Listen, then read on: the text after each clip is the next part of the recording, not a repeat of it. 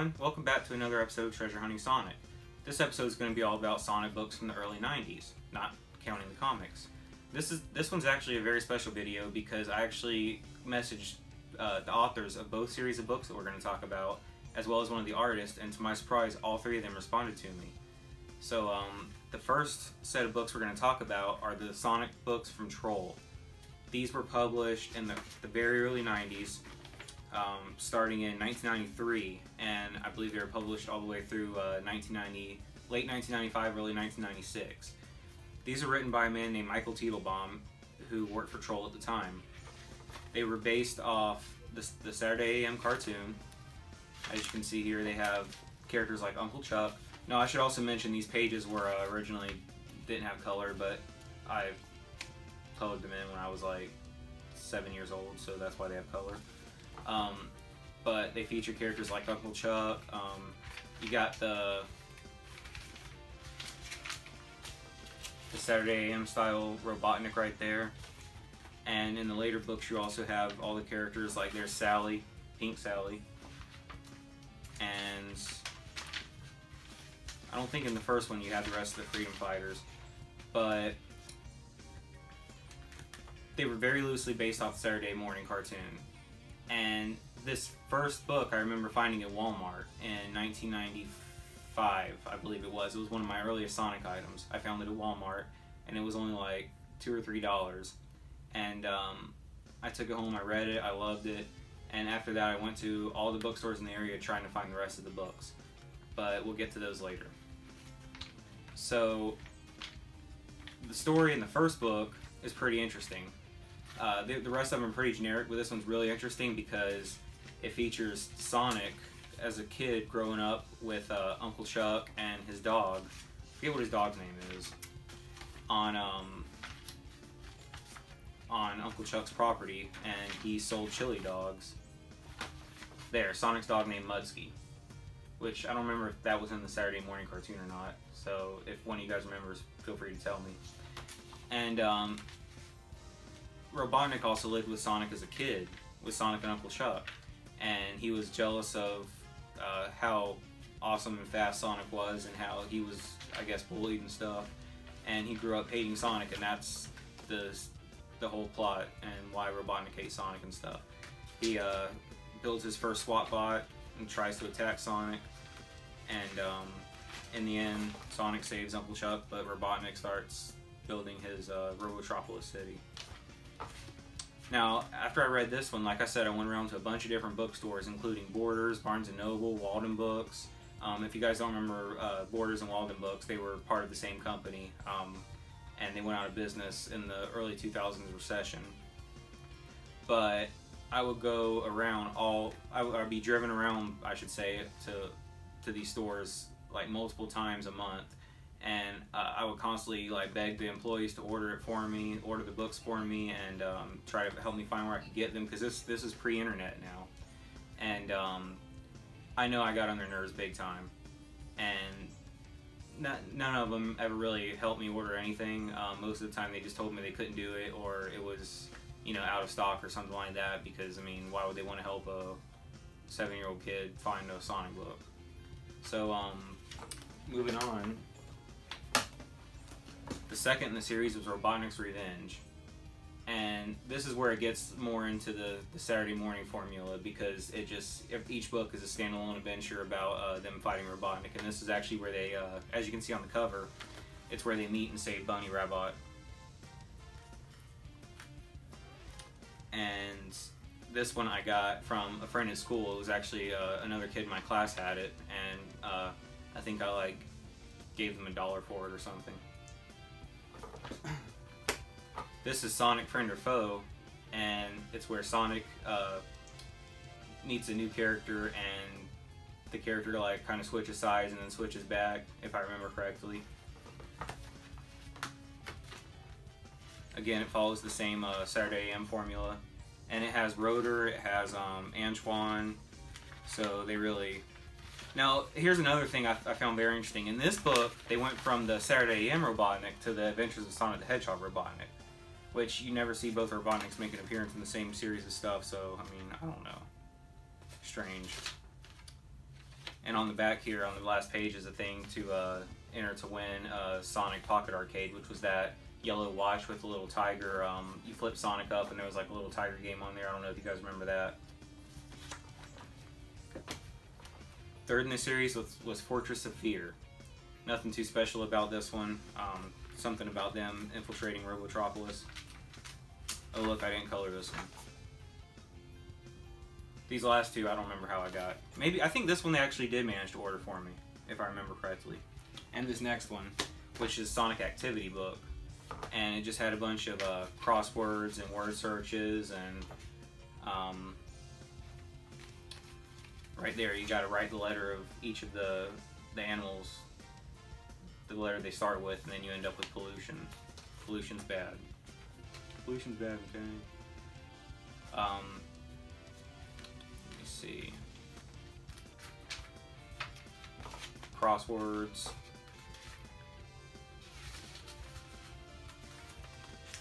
I know you got Snivelly in here somewhere. Let me find him. There you go, Snivelly, right there. Remember him? Yes, Dr. Robotnik. And that's where you had to find out which SWATbot head didn't match the others. As far as these smaller books, there were two others in the series.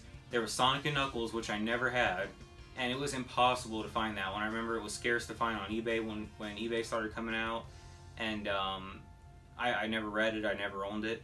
And then there was also another one based off Sonic Extreme, where it had the book was black and it had Sonic on the front on the snowboard, I believe it was, and the Sonic Extreme logo. And that one was released, and I remember I had that one. I got it off eBay, and I still have it somewhere, but I cannot find it. It's back at my my old house, and I can't find it anywhere, but it's there somewhere. It's boxed up. But when I do get it, I'll post a picture on Instagram.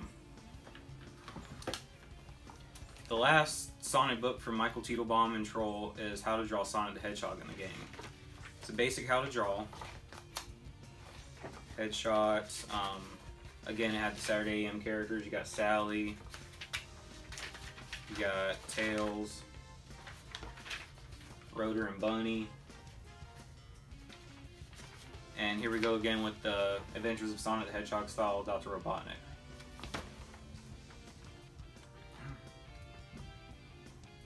There's Knuckles. Just basic Knuckles art. This came out right around the time that Sonic and Knuckles came out, so... Or Sonic 3. When was this?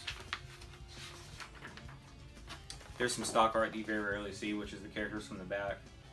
Sonic, Tails, and Sally. Reminds me of something out of Sega World.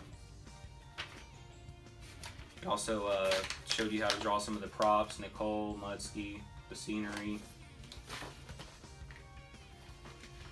Cluck, Buzz Bomber. Taught you a lot of cool stuff.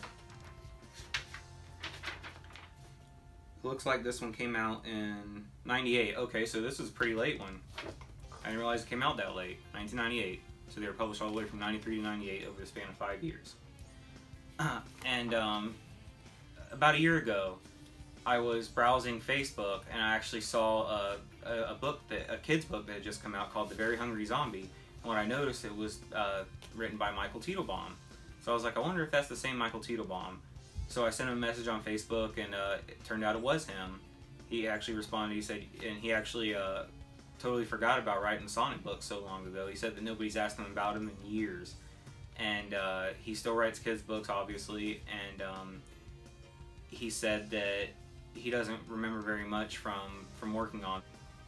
He mentioned that he was glad that kids actually read them and enjoyed them, and he said that books about video game characters were very new at the time, so a lot of publishers weren't doing them yet because they didn't know, how, since video games were still starting to become popular, they didn't know who played them. Did more kids play them? Did more teens play them?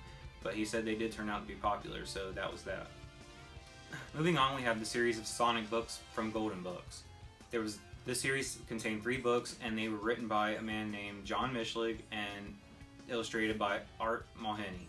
If Art Mawhinney's name is recognizable to you, it's because he also worked on the Sonic comic, and I also believe he worked on the TV show too. And again, these follow the Saturday AM style, with each book being its own individual plot. And Dr. Robotnik is still the Adventures of Sonic the Hedgehog style Robotnik for some reason. So you got worlds colliding again.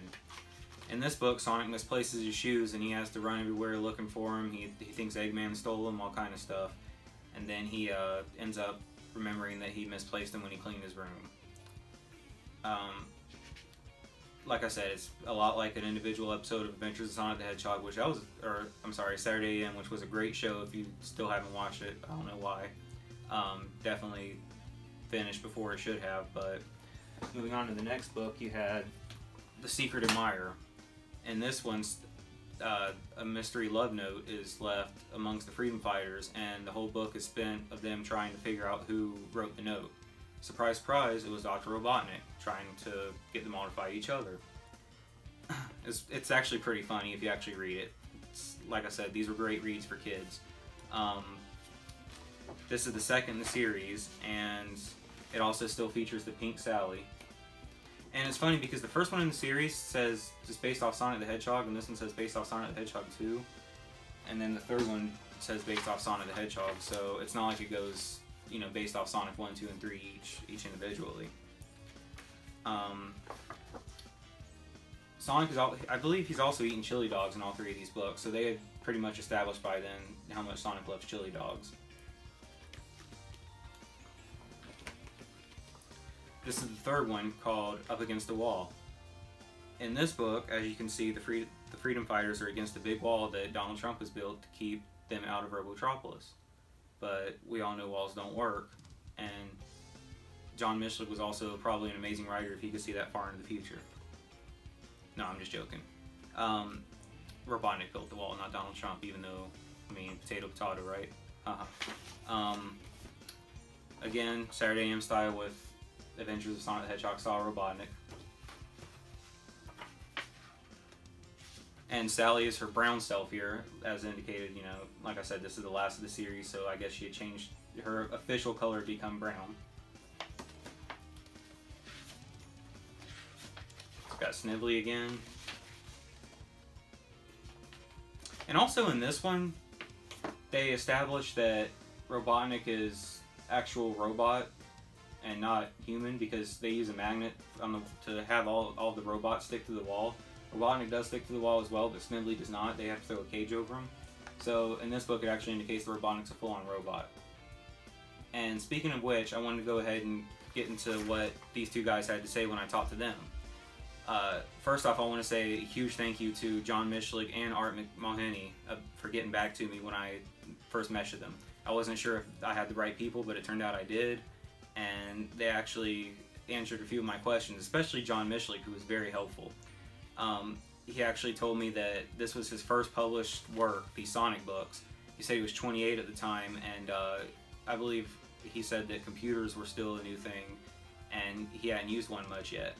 And I should also mention that he let me see an interview that he had from a long time ago, and it didn't say, he didn't remember who the interviewer was, so I would like to give this interviewer credit, but he had no idea who it was, I have no idea who it was.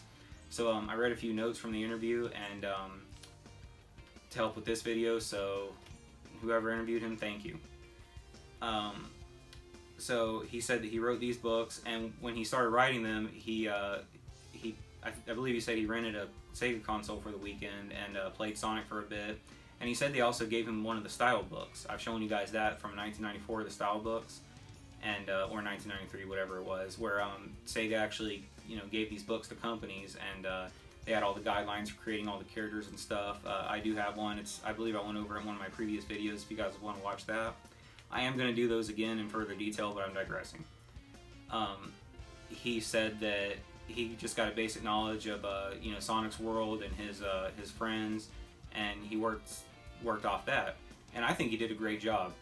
I mean, for a kid's book, you know, when I read it as a kid, I loved them, and you know, reading these books is one of the things that helped me get so big into Sonic, especially, you know, along with the comics, because let's be honest, there wasn't much toys in the early 90s at all. You know, that you'd be lucky to find one once in a blue moon, except for maybe the McDonald's toys. But anyways, I also contacted Art Mawhinney, and he you know, he told me that he still had his original art for these books. I know he sold a bunch from the comics, but he said he does still have the original art for these books, so that would be something really cool to have one day. And John Michlig also said that he still has like some notes and some rough drafts, I believe he said. So he actually said that he had a flood in his basement a while back, and that's one of the things that survived is the rough drafts to the Sonic books, which I told him if he ever wants to show those, I'm sure the Sonic community will love to see him, because the Sonic community loves stuff like that. And, you know, once again, thank you to both of them and Michael Teitlebaum for getting back to me. They're all great people.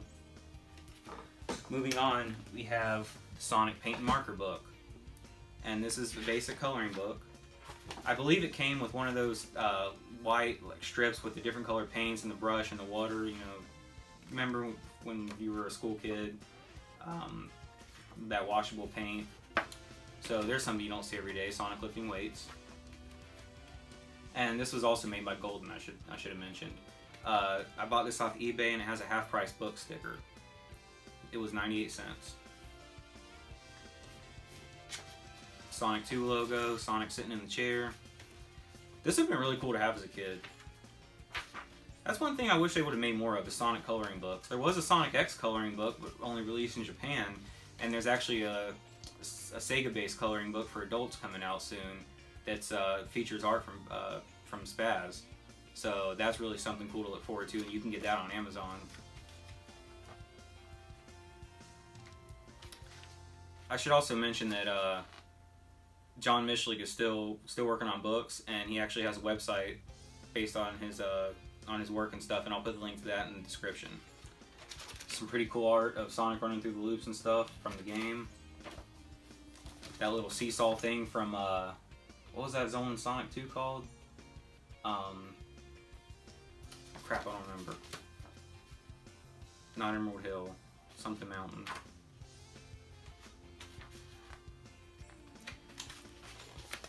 This is a straight up lie right here. Tails did not help you at all in the bonus stages in Sonic 2. He did nothing but mess you up.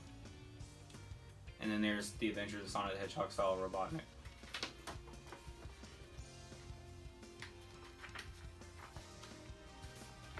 This looks like it might be from the Game Gear, because Sonic's doing that little riding the waves thing. That could also be from Aquatic Ruin Zone, and then this is him hang gliding. That's definitely Game Gear from Sonic 2. More Sonic 2 work. This one right here is based off Duncan Gutteridge's art, but it's not Duncan Gutteridge. I wonder who drew this. I wonder if Art Mawhinney also drew this as well. Doesn't say. Sonic getting thrown around by springs and by the flippers in the Casino Night Zone. And that looks like it could be Chemical Plant, him jumping through the tubes.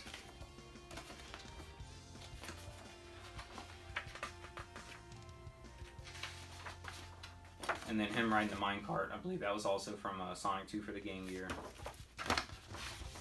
But it doesn't say in the book who worked on it.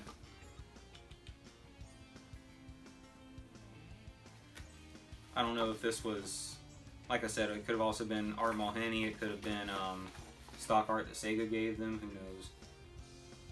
Maybe I'll ask him that next. So as for other early 90s Sonic books from the US, there was also a Look and Find book that I don't have that was basically like a Where's Waldo style thing. And there was a play sound book that featured the Saturday AM characters and Knuckles, and it was one of those, you know, where the sound goes up and down the side, or the buttons go up and down the side, and you have to play the sound at certain points.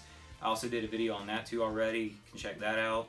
That was one of my earlier videos actually, before I was actually treasure hunting Sonic. So thank you for watching, and I should also mention that the Instagram contest is still ongoing. So check my Instagram for details on that. Giving away 2 different prizes if you're international or from the US. And I also made a Facebook page, so feel free to go give that a like. You can get 3 entries to the contest by being a subscriber, liking the Facebook page, and reposting on Instagram. So thank you guys for watching. See you soon.